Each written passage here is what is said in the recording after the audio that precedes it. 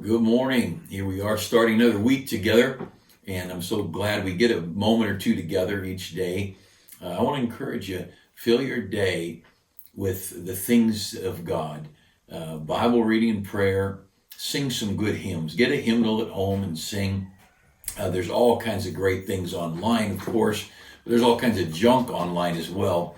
But morning and evening, I have our morning and evening posts here, my weekday evening post, my morning moments. In the middle of our day, we've got our children's hour and just great stuff for our kids and adults. I don't know how many adults have told me, wow, I'm watching those. Those are really great. But I want to encourage you, keep your mind spiritual, keep spiritually minded in a day where the media is trying to promote panic and fear and worry. First, it's worry about getting sick. Now it's worry about we're all going to be bankrupt and starving to death. And the meat packing places are closing, so there's not going to be any meat, and I'm going to starve to death. Look, so far the Americans I'm noticing are not starving to death. The biggest problem we've got is our gyms are closed and people are not getting any exercise. We're at home, we're wandering around eating too much, but we don't have anything to fear. God is so good, so very faithful. I thought I'd share a tidbit with you. I might, morning or evening, I might start sharing a few hymn stories, and you've heard a few illustrations along the way. But there's a little story, little tiny tidbit of a life that most people don't know about. Philip Bliss is a songwriter, and he wrote, like I was looking at, hallelujah, what a Savior, man of sorrows, what a name, for the Son of God who came, ruined sinners to reclaim. Hallelujah, what a Savior. Beautiful song. A really famous song I love. And Philip Bliss, he and his lovely wife, they had a couple of little children. And when H.P. Spafford, who wrote It Is Well With My Soul, his wife had gone to England, and there had been an accident at sea, and the four girls died. And Mrs. Spafford was just saved by a fisherman's boat or some boat that was around. There's a really tragic story, lengthy story, but a tragedy. H.P. Spafford gets back settled in. They were on their way to revival meetings with Dwight Moody and Ira Sankey, and brokenhearted. These are godly people, and tragedy strikes in the lives of godly people. And understand that God uses trials. We don't like it, none of us do, but He uses trials and He uses heartbreak.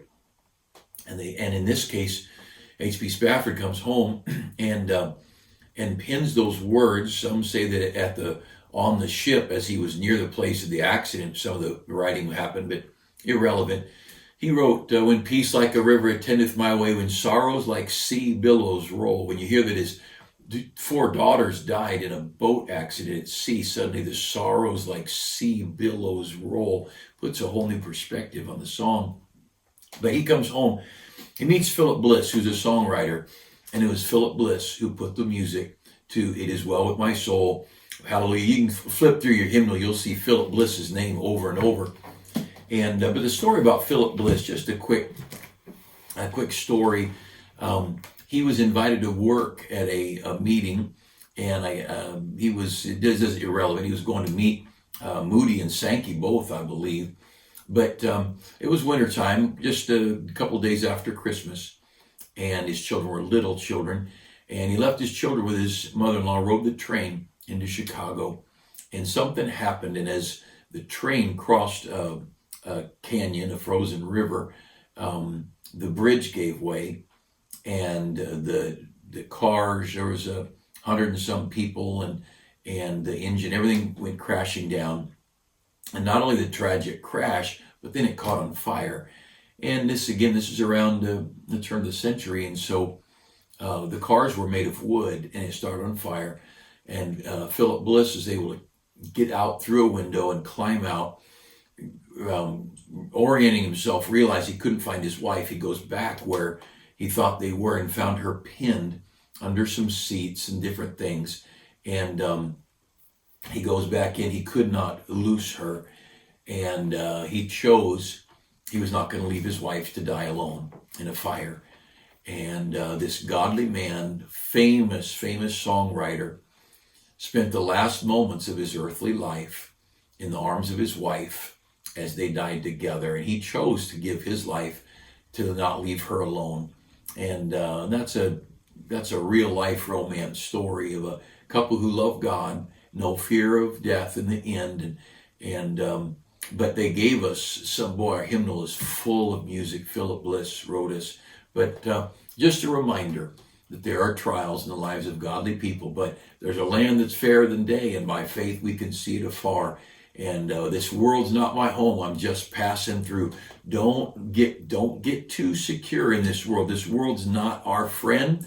This world isn't good for us. This world and this government system, this world system, boy, it would happily eat us up if it could. So stay walking with God. Let me give you a couple thoughts. Look at Romans chapter 16.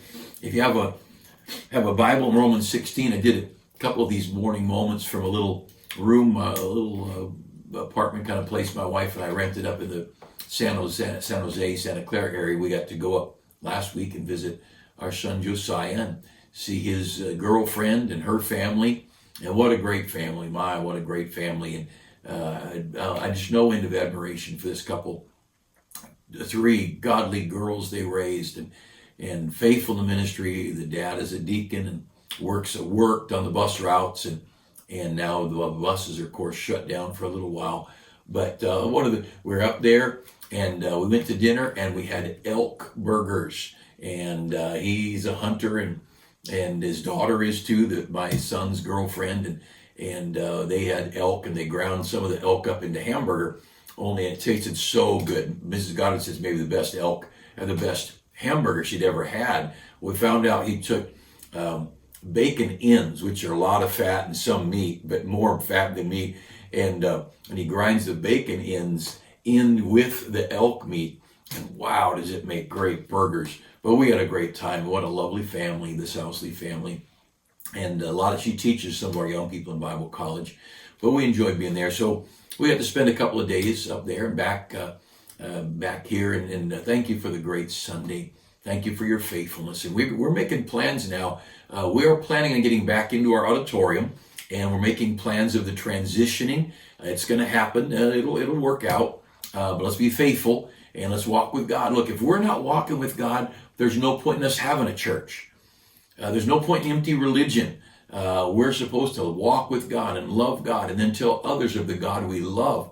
That's what it's all about. Romans 16 in your Bible shares a quick story. And I'm going to read just a couple of verses here. Now, Romans is filled with some of the most difficult doctrine, and there's question marks, and I'm not sure what he means here and there, and we've all felt that way if we've read much. But he gets down to chapter 16, and he begins naming some people. I'm just going to read a couple verses. In verse 3, greet Priscilla and Aquila, my helpers. He goes down. In verse 6, greet Mary, who bestowed much labor on us. Now, I'm going to point out some of these in a minute, but let me just explain the thought this morning. As I was reading my Bible and I had these thoughts, the devil does his best to convince us that we don't matter. He does his best, one side, to convince us that we're not good enough and we're not capable and there's nothing good we can do. And then on the other side, maybe he gets us on a pride kick where we think we're so awesome and then God won't use us. God never stopped using somebody because they were small. God stopped using some people like King Saul because they were big. And so as we look at Romans 16 here in the story, I just wanted to look at people that God counts as important, because many of you don't count yourself as significant. And I think our church is just a little church in a little corner of the world, and most people in the world don't know where Wildomar is, but we matter, and the devil's after us. The devil didn't want this church to keep loving people and bringing in the poor and running our buses and going to the rest homes and going to the jails and sending young people off into the ministry around the world. I met in the recent days with another one of our young men who's ready to go pastor and talk and making plans. And what a blessing, how God has showered on us these blessings. But in any case, I want you to look at a couple of verses. Let me just give you, and what we're going to do, maybe you want to mark these words, but look at the adjective used to describe these people. Look at verse 1. I commend unto you Phoebe, our sister, which is a servant of the church, which is in Corinthia. Centuria. He said, here's this gal, and there's a lot of ladies in here. Ladies are so key in the ministry. I commend you, Phoebe, our sister. Well, look at this, which is a servant. So here's some adjectives. This lady was a servant. Look at verse 2. That you receive her in the Lord as become a saint, and that ye assist her in whatsoever business she hath need of you, for she hath been a succorer of many. A succor, a minister. She's taking care of needs here and there. These ladies in Romans 16 were not preachers. They weren't evangelists, but they were helpers. They were people that held the ministry up and ministered to people and looked after people. I was visiting a guy almost homeless, and he had a little room he rented, but he was rough and he was dirty, and no one sat near him at church for his smell. He smelled so bad. But I was up, and he was in a convalescent home of sorts. I think that might have been where he went to heaven from, but I was there visiting him, and we loved him. He was loved, but he was dirty, and he was very poor, and very large, very, very large. And we got talking, and he mentioned two of our ladies, two of our sharpest, like professional, just the best of our ladies who had been up visiting him. I didn't know about it. I didn't send them to see him. Just two of our ladies knew he was in that convalescent home, and they stopped in to say hi and let him know he was missed from our church. This Phoebe was a succorer of many. She was a servant. Look at verse 3. Greet Priscilla and Aquila. Now he met them. Paul met them. They made tents together. Paul helped pay his bills that way. But look at verse 3. Priscilla and Aquila were helpers. Just helpers. No big term, no big title, not assistant, not staff, they were helpers. Look at verse 6. Greet Mary, who bestowed much labor on us. Here's a laborer. This gal just worked. You go to the story of the cross and where Jesus was crucified, and you'll find there's a group of ladies there who ministered. They traveled with Jesus and the disciples, ministering to their needs, laundry and cooking, and they got money to help support the ministry. Some of these ladies had some money. One of them was the wife of the steward of Herod. And so here's a rich guy who's got a steward taking care of his money, and his wife, she's feeding money, and she might have been titled the embezzler. I don't think that. But these people ministered. You see, the ministry is built on people. People making an impact in hundreds of ways. Look on a little bit further. Look at verse 7. Salute Andronicus and Juno, my kinsmen and my fellow prisoners. Here's two people who'd been in prison with Paul, and he thought they were important. They were fellow prisoners. And then look at verse 9. Salute Urbane, our helper. A helper. No title, they didn't go deal with the architects or the businesses. A helper. Look at verse 9 again. And Stachys, my beloved. This person, Paul just loved him. There was just this warmth and closeness. And you know what? A friend is so important. I love the story of David as it goes through all these key people in David's life. And it goes down to one person and says, and this guy, he was the king's friend. You don't know how important you are just to be a friend. You come to church and you be a friend. You be a friend to somebody who's friendless. You be a friend to the king. In this case, this one I'm talking about was a friend to King David. Oh, how important you are. You don't realize how much you matter. Now, all these people, they're here because at the end of the book of Romans, Paul's writing to the church at Rome, and he's pointing out people in that church who are so very important. Now, any church, I think, any good church in America could do this. And I could go through our church, and here's this person who cleans, and this person who cares for organizing nursery, and here's this person who looks after a bookstore, and this person who looks after music, and this person oversees some Sunday school, this person teaches Sunday school, this person mechanics on a bus. And see, the ministry is built on servants. The ministry is built on people who will invest their time, and they don't need the accolades, they don't need the titles, they don't need the positions, they just give. You know, over in Matthew 23 verse 11, Jesus said, he that's greatest shall be every man's servant. That you don't have to be the boss to be great. You're great in God's eyes when you're the servant. I was going to show you a verse if you have a Bible handy, and if you can find the book of Zephaniah, who knows where that is. But you go to Matthew, then there's the minor prophets, the 12 very short books before, but Zephaniah. And here in Zephaniah, there's an interesting little verse in Zephaniah chapter 1. And of course, for the minor prophets, much of their writing was about the times of judgment, and Israel was in big trouble. Haggai and Zechariah were prophets that were a part of rebuilding Jerusalem after the judgment. But other than that, a lot of judgment. And in Zephaniah chapter 1 and verse 12, it shall come to pass that time that I will search Jerusalem with candles and will punish the men that are settled on their lees, kind of like coffee grounds settling at the bottom of the pot, that say in their heart, the Lord will not do good, neither will he do evil. God said, I'm going to look through Jerusalem and I'm going to find those people who think I'm not involved, and those people who are not worried about doing anything because they think I don't care. God does care, and it does matter. In Zechariah, we read here, but you know what, in Revelation, looking at my notes here, Revelation chapter 3, before we get to, if you're in Zephaniah, 2 or 3 pages over Zechariah, so don't lose your place. Revelation chapter 4 and chapter 3, verse 16. That's it. Revelation 3:16. He talks about the church that was lukewarm. They weren't hot or cold. They were there. They were just existing, and no one had any passion, and no one had any fervor, and no one had any longing, and they were just a sorry, pitiful church. And he said, I'd like to spew you out of my mouth. And what a tragedy to have the Lord look at a church that way. See, churches ought to be filled with servants. But in Zechariah, if you look there at Zechariah chapter 4, and again from Zephaniah, we go right into Zechariah.